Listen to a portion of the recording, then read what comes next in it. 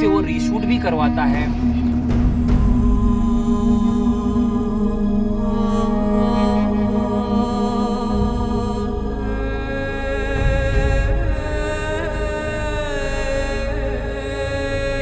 ईश्वरी भावनाओं में वो सिनेमा है, तो सिनेमा को समझने के लिए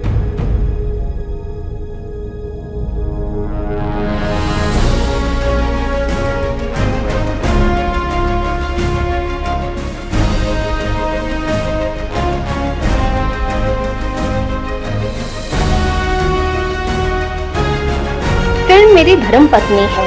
अगर कोई सोशल मीडिया अकाउंट पर ऐसा लिख रहा है तो अवलोकन किया जा सकता है कि सिनेमा उसके अंदर कितनी पैठ किए हुए है। राहुल तिवारी सिनेमा और टीवी के एक ऐसे चर्चित संपादक हैं जिनकी कैची संपादकीय हुनर फिल्म में कसावट ले आता है।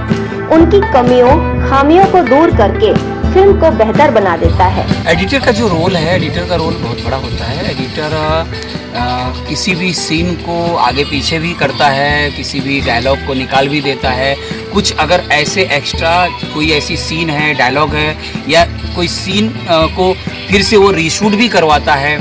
तो एडिटर का जो सिनेमा के प्रति जो वो काम है वो बहुत बड़ा है। डायरेक्टर बहुत ज़्यादा गहराई में जुड़ा रहता है कहानी के साथ, वही दायरा है एडिटर का भी। और अगर एक माँ डायरेक्टर है तो एक मैं कहूँगा कि एक मौसी एडिटर है। तो ये दोनों माँ ही हैं जो फिल्म को सिनेमैटिक और फिल्म की एक परिभाषा के रूप में उसको प्रस्तुत करती हैं दर्शकों के सामने। और हम आप फिर बहुत मज़े से फिल्म को देखते हैं। तो एक अच्छा सा रोल है, बहुत बड़ा रोल है एडिटर का। ऐसी कोई फिल्म जो मेकिंग अच्छी रही हो लेकिन एडिटिंग की वजह से उसका फ्लेवर बिगड़ गया हो, खराब फील दिया उसने, कोई एग्जांपल आपके लिए? अभी मैंने वायरस के पहले एक फिल्म किया। बेसिकली वो पहले रिलीज़ हो गई थी फिल्म, लेकिन हमारे पास भरत सिंह जी हैं जो एडिटर राजा हिंदुस्तानी के, वो उस फिल्म को लेके आए। उस फिल्म का नाम है ठग्स ऑफ हिंदुस्तान। तो उसको मैंने री एडिट किया।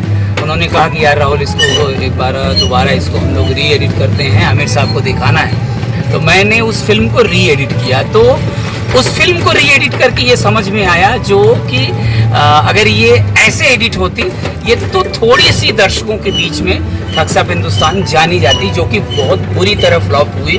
क्योंकि उस कहानी में एडिटिंग का जो रोल था वो बहुत ही गलत था। वो मतलब अच्छे से वो फिल्म एडिट नहीं हुई। और अगर थोड़ा सा एडिट पे ध्यान दिया जाता तो वो फिल्म और अच्छे से, मतलब कहीं ना कहीं 20 से 25% उसका ऊपर मार्केट रहता आज के समय में ठग्स ऑफ हिंदुस्तान। एडिटिंग में जो नए बच्चे आना चाहते हैं, जो इसमें करियर बनाना चाहते हैं, उनको क्या ध्यान रखना चाहिए? एडिटिंग में जो बच्चे आना चाहते हैं उनको सबसे जो ज़रूरी है, उनको अच्छे से अपनी बेसिक जो पढ़ाई है वो पूरी करनी चाहिए। और वो पढ़ाई उनको आगे सिनेमा को समझने के लिए, कहानी को समझने के लिए, क्योंकि कहानी अभी जो दायरा हो गया है हमारे सिनेमा का, वो तमिल, तेलुगु, हिंदी, इंग्लिश, अलग अलग अवधी है, तमाम भाषाएं हैं, बंगाली है, मराठी है, गुजराती है। तो भाषाओं का दायरा तब समझ में आता है जब हम पढ़े लिखे होते हैं, जब हमने अच्छी सी एक शिक्षा दीक्षा ली होती है। और कहानी भी तभी हमें समझ में आती है, क्योंकि अगर मैं मेरी बेसिक जो पढ़ाई हुई है अगर वो अच्छी नहीं रहती तो मैं आज अच्छे से एडिट नहीं कर पाता, जो अनुभव हुआ है। तो इसलिए शिक्षा की बहुत ज़रूरत है, बच्चों को अच्छे से पढ़ना चाहिए। सिनेमा को ऐसे नहीं लेना चाहिए। सिनेमा को हमें ऐसा लगता है कि जैसे सिनेमा को लोगों को लगता है कि हाँ बस यूं ही हो जाएगा। नहीं, कभी भी ऐसे सिनेमा को नहीं लेना चाहिए। सिनेमा बहुत ही संजीदा, बहुत ही सीरियस जॉब है, बहुत ही सीरियस, बहुत अच्छा एक काम है। एक योगी की तरह, जैसे कि एक योगी होता है ना कि वो हमेशा रमा रहता है अपने अध्यात्म में, अपने ईश्वरी भावनाओं में, वो सिनेमा है। तो सिनेमा को समझने के लिए आपको एक बहुत अच्छी पढ़ाई और एक बहुत अच्छा संस्कार, आपके अंदर एक अच्छा ह्यूमन वो होना बहुत ज़रूरी है। अगर आप परिवार में अपने अच्छे से नहीं माहौल को रखते हैं, आपके अपने लोग जो घर में हैं, माता पिता हैं, भाई बहन हैं, रिलेटिव हैं, हमारे दोस्त हैं, अगर वो आपसे खुश नहीं हैं तो आप ये समझिए कि आगे जाके कोई भी कार्य करेंगे तो वहाँ भी आप असफल ही होंगे। तो ज़रूरी है आप अच्छे से पढ़िए और फिर उन चीज़ों को, जैसे अभी NSD है, FTI है, अच्छे अच्छे इंस्टीट्यूट हैं, आप फिर उनको ज्वाइन कीजिए। और अगर वहाँ आप नहीं पॉसिबल होता है तो तमाम हमारे जो इंडस्ट्री में हैं, जैसे हम लोग सब काम कर रहे हैं, हम लोगों को असिस्ट करिए धीरे धीरे धीरे धीरे। और ये दायरा 10-15 साल के बाद समझ में आता है, जब आप डेली रूटीन में उसको प्रैक्टिस में लेते हैं, तब जाके आप सिनेमैटिक होते हैं, तब जाके आप सिनेमा को समझ पाते हैं। तो इसलिए इसको बहुत ही संजीदा, बहुत ही गहराई से इसको समझना चाहिए, लेना चाहिए। अच्छे से पढ़ाई करिए और फिर आप आइए सिनेमा में, और आपका परिवार भी ये समझे कि हाँ आप किसी काम के लिए गए हो, नाच नौटंकी और ये गंदा काम है, नहीं, ये सब चीज़ें मत सोचिए। बहुत अच्छे से आइए, यहाँ बहुत अच्छे अच्छे लोग हैं और इसीलिए वो अच्छी फिल्में हम आपको दिखा पाते हैं, क्योंकि वो हमारे अंदर चीज़ है। अगर हमारे अंदर ही वो भावना नहीं होगी अच्छाई बुराई की, तो हम सिनेमा पे क्या पिरोएंगे। तो इसलिए एक अच्छे पढ़े लिखे इंसान बन के आइए सिनेमा में, और आप ज़रूर सब उदाहरण जिसमें आपको सबसे एडिट करने में सबसे ज़्यादा टाइम लगा हो, धैर्य रखना पड़ा हो, और मतलब एक समस्या भी आपको महसूस हुई उसमें।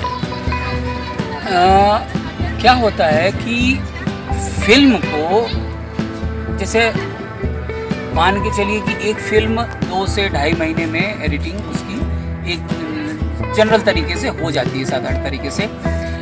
लेकिन अगर फिल्म को आप ज़्यादा समय देते हो, फिल्म का क्या है, फिल्म एक जैसे बच्चों की एक परवरिश है। जैसे एक बच्चा है, पैदा होता है, तो धीरे धीरे करके हम 4-5 साल में उस बच्चे को, एक 10 साल में, 15 साल में बच्चे को हम एक अच्छा व्यक्तित्व देते हैं। तो मेरा ये मानना है कि जैसे माँ अपने बच्चे को एक 10-15 साल लेती है बच्चे को एक व्यक्तित्व में खड़ा करने के लिए, एक अच्छा इंसान बनाने में, वैसे ही हम सिनेमा को लेते हैं। हमें खूब ज़्यादा समय चाहिए, हमें एक अच्छा सा, अगर हमें 6-7 महीने मैंने इनकी नवाजुद्दीन सिद्दीकी साहब की थी मियाँ कलाना, वो भी 7-8 महीने लगी थी, जबकि वो छोटी सी फिल्म थी फेस्टिवल की, लेकिन उसको 7-8 महीने लग गए। एक मैंने यशपाल जी की एक फिल्म थी, प्रतिभा सुमन जी ने उसको डायरेक्ट किया था, आमो आँखा एक से डॉक्यूमेंट्री थी, काफ़ी बड़े लेवल पे इसको ये जागरण फिल्म फेस्टिवल वालों ने पूरे भारत में हर शहर में उसको दिखाया था, इसकी स्क्रीनिंग हुई थी।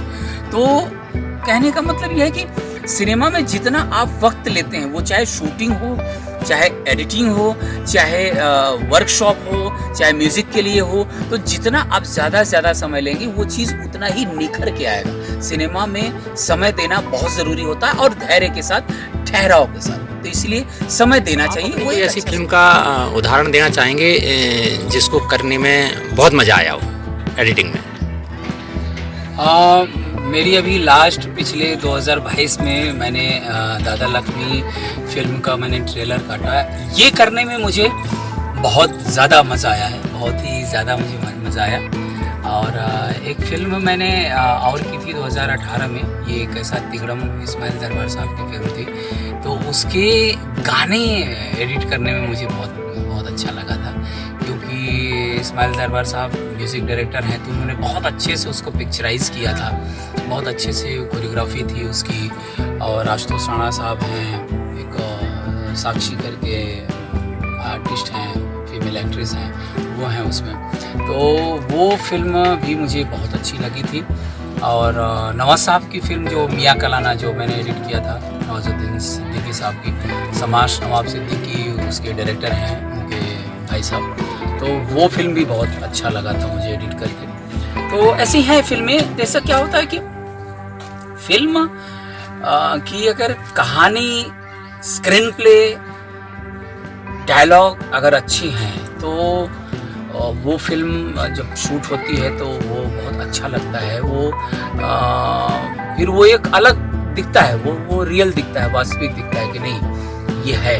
तो 8-10 फिल्में हैं जो मुझे काम करके मुझे बहुत अच्छा लगा था, बहुत ही अच्छा लगा था। राहुल तिवारी राष्ट्रीय पुरस्कार से नवाजी जा चुकी दादा लक्ष्मी जैसी फिल्म का संपादन कर चुके हैं। करीब 26 छोटी बड़ी फिल्में संपादित कर चुके राहुल तिवारी 1999 से मुंबई फिल्म इंडस्ट्री में सक्रिय हैं। राहुल तिवारी सीरियल भाग्य विधाता में वर्ष 2010 में नेगेटिव किरदार कर चुके हैं। राहुल 7 फिल्में निर्देशित भी कर चुके हैं। इनमें चर्चित शॉर्ट फिल्म मूवी द्रोणाचार्य भी शामिल है। आपके अपकमिंग प्रोजेक्ट जो आ रहे हो, जो इस समय कर रहे हो, तो आप उनके बारे में कुछ डिटेल दीजिए। मैं एडिट तो मैं 5-6 फिल्में हैं मेरी जो एडिटिंग पे है, मैं एडिट कर रहा हूँ। मैं अभी एक फिल्म, मैंने वेब सीरीज़ है, मैंने कुछ यूपी स्टाइल से, जैसे अभी पंचायत आई थी उस स्टाइल से मैंने एक सब्जेक्ट लिखा है। 3-4 साल से मैं उस पर वर्क कर रहा था, राइटिंग कर रहा था। तो फैमिली ड्रामा है, उसको मैं करना चाह रहा हूँ, तो मैं उसमें लगा हूँ। वो सीरीज़ एक अच्छा सा ड्रामा आए और लोगों को, जैसे पंचायत, मिर्ज़ापुर, ये सारी चीज़ें अच्छी कंटेंट लेके आई ये चीज़ें, तो वैसे मैं भी एक सब्जेक्ट लेके आ रहा हूँ और बहुत जल्द मुझे लगता है इसी साल मैं इसको पिक्चराइज करूँगा एज ए डायरेक्टर। इसको मैं करने जा रहा हूँ। राहुल तिवारी अपनी एक वेब सीरीज की लोकेशन और शूटिंग की अन्य संभावनाओं को तलाशने भोपाल में थे। इस दौरान उन्होंने पीपुल्स मॉल और पीपुल्स ग्रुप की film division Anya cine and media ventures private limited का अवलोकन भी किया। इस दौरान उन्होंने peoplesupdate.com से फिल्म संपादन और भोपाल में शूटिंग की संभावनाओं पर चर्चा की। सुनिए एक्सक्लूसिव इंटरव्यू। अभी आपने भोपाल में जो पीपुल्स मॉल की लोकेशन देखी है, उस बारे में आप क्या कहना चाहते हैं? पीपुल्स मॉल, ये तो मैं तो पहली बार देख रहा हूँ। मुझे तो बहुत ही सुंदर लग रहा है, क्योंकि यहाँ विश्व की जो चीज़ें हैं ना, जो एक धरोहर हैं और विश्व में हम उसको देखते हैं। लाल किला है, ताजमहल है, ये पीछे आपके दिख रहा है। तो ये जो पूरा यहाँ पे बहुत सारी चीज़ें हैं और यहाँ के लोगों के लिए, और मैं तो ये कहूँगा कि कोई भी भोपाल घूमने आ रहा है तो ये सब चीज़ें देख सकता है और बच्चों को बहुत अच्छा लगेगा। बच्चों को बहुत प्यारा लगेगा कि जो आप अगर भारत में या विश्व में आप अलग अलग जगह पे जाना चाह रहे हैं और वो आपको एक जगह पे ये सारी चीज़ें, ये सारे चित्र आपको एक जगह मिल जाएंगे, माहौल मिल जाएगा। तो बहुत अच्छा लग रहा है यहाँ पे और बच्चों को आना चाहिए। पीपुल्स मॉल स्थित 7 अजूबे देखकर राहुल तिवारी उत्साहित हो उठे। तो मैं उनको और दिखाएं, बच्चों को बहुत अच्छा नॉलेज मिलेगा और मैं भी कोशिश करूँगा कि मैं अपनी शूटिंग यहाँ पे करूँ और करता रहूँ। मुझे बहुत अच्छा लग रहा है यहाँ पे।